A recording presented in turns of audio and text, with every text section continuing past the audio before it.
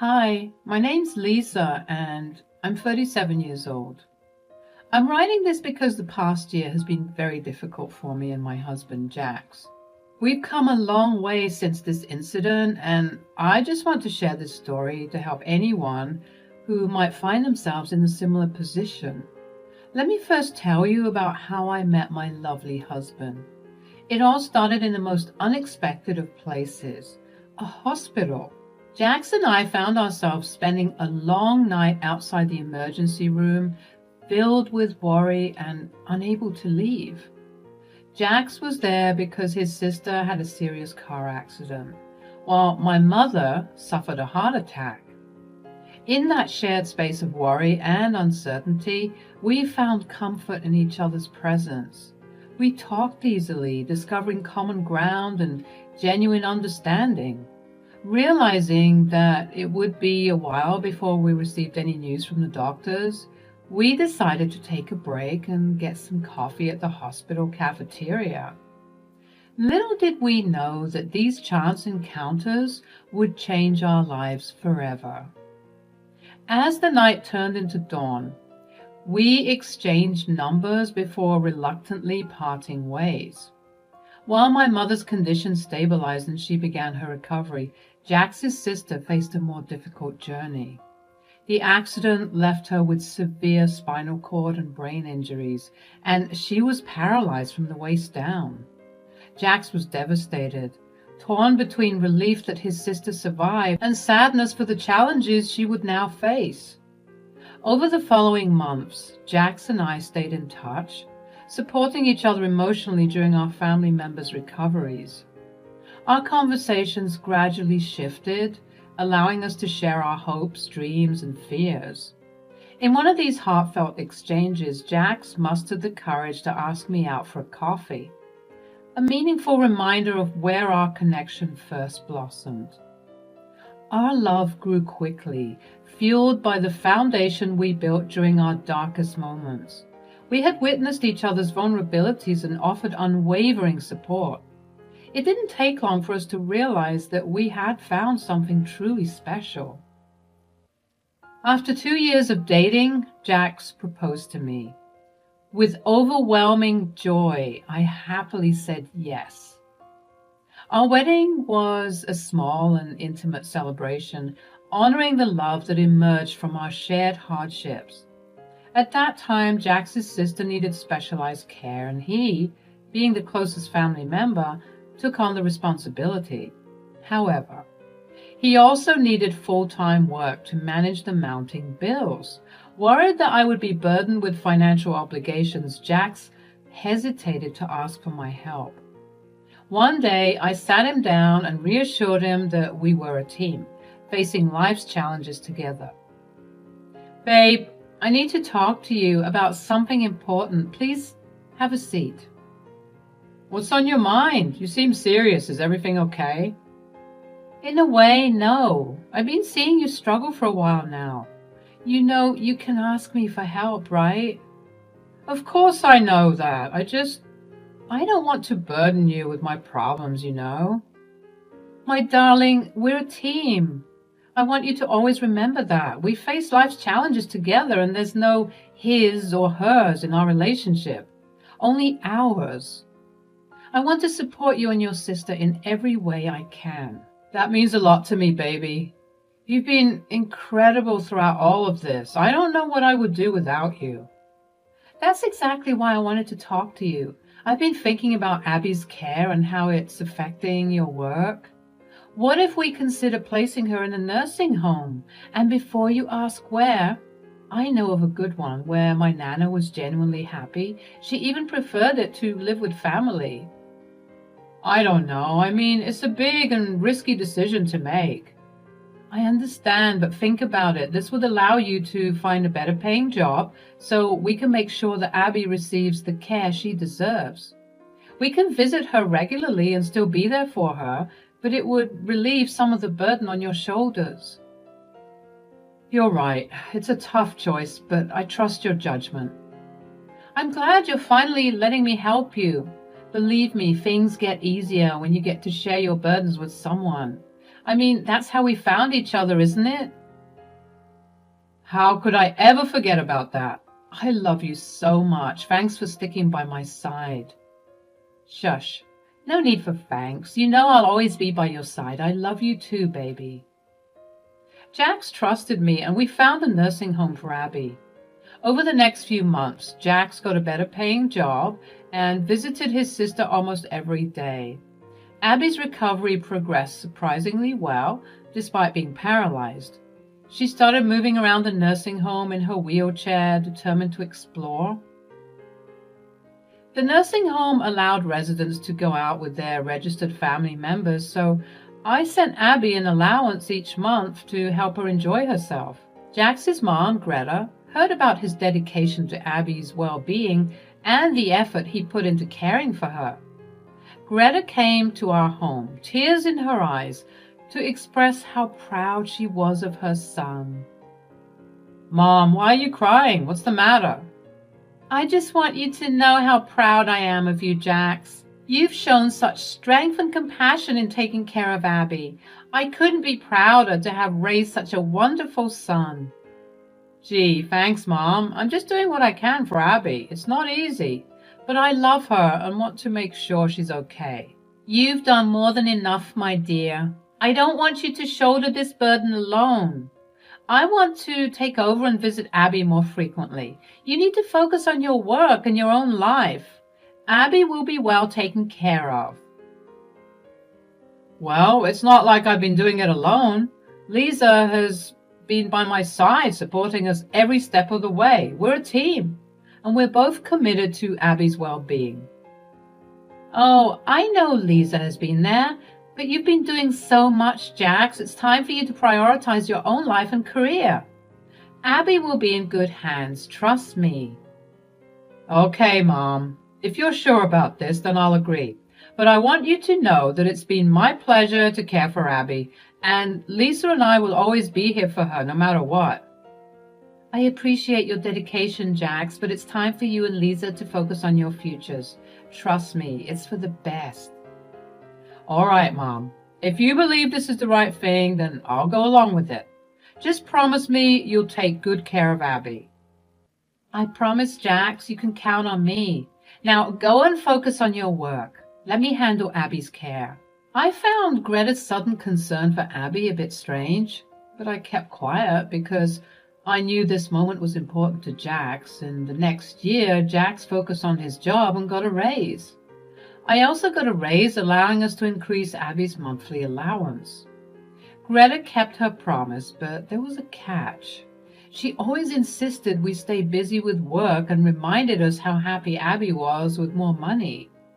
She scolded us if we wanted to visit Abby and claimed she knew what was best for her. Greta made us call her before visiting Abby, so she controlled our access to her. As a result, we saw Abby less and less, but we continued sending her the allowance every month. I felt uneasy about the situation. Greta's sudden possessiveness and controlling behavior worried me. It seemed like she always had excuses when Jax needed help with Abby in the past.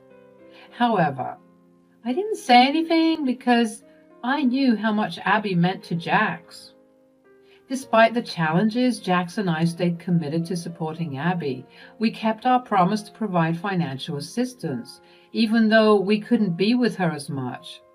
We believed Abby deserved the best care and happiness, and we wanted her to have the means to enjoy life to the fullest. One day, Jax was missing Abby a little too much. We had both been very wrapped up with work and hadn't had any time to go visit her. We decided to go visit her on a whim. We didn't tell Greta because we didn't want to hear her nag or berate us. Before we got to the nursing home, Jax and I stopped by the grocery store to buy Abby all her favorite snacks. We were both super excited to see her and spend some quality time with her. I even brought along my Nintendo Switch so she could play around with it. We walked in and immediately started looking around for Abby, but we couldn't see her anywhere. I thought she was probably off to a doctor's appointment or was probably in the garden. We found Abby's attending nurse, Miss Smith. She looked at us in confusion. We walked up to her and asked her where Abby was because we couldn't see her anywhere. This time, Miss Smith looked at us in confusion. "Excuse me, could you please tell us where Abby is? We're looking for her." "I'm sorry, but aren't you aware of what happened?" "No, we don't know. Please tell us." "What happened? Is Abby okay? I tried to contact Greta as she insisted on being the point of contact for all information about Abby, but she never answered my calls." "Please, just tell us what happened. Is Abby all right?" "I'm so sorry to break this news to you. While administering a new medication for Abby, her body had a severe reaction. She went into shock, and despite our efforts, she passed away." "What? When did this happen?" "It happened 2 months ago." 2 months ago? How? How is that possible? Why were we not informed?" "I apologize for the oversight. We were trying to reach Greta as per her request, but it seems she never received our calls." "This is unbelievable. We should have known. We should have been there for Abby." "Thank you for telling us, Miss Smith. We'll need some time to process this. Can you please give us some privacy?" "Of course. Take all the time you need. I'll be here if you have any questions or need assistance. Again, I'm truly sorry for your loss." I could feel Jax's entire world crumble, and I was in the same boat. While Abby may not have been my own sister, I treated her like it. I knew how much she meant to Jax, and so I put in a lot of effort to get to know her and befriend her. Over time, I grew to absolutely adore her. We were like sisters. Abby had been so full of life, regardless of her circumstances. Jax was a sobbing mess while I simply couldn't bring myself to cry. I felt so numb. I couldn't believe that Abby was gone. I felt so guilty that she had suffered all alone. I felt so guilty that I never took the time to meet her. Would things have been different if I visited? I knew that Jax was feeling the same way that I was. I knew that we couldn't keep standing there and crying, so I gently guided Jax back out of the facility. The ride back home was silent as grief enveloped our souls. When we got home, we both collapsed in tears in each other's arms. We cried and cried for what felt like hours. Jax was furious that we didn't even get to bid his sister goodbye.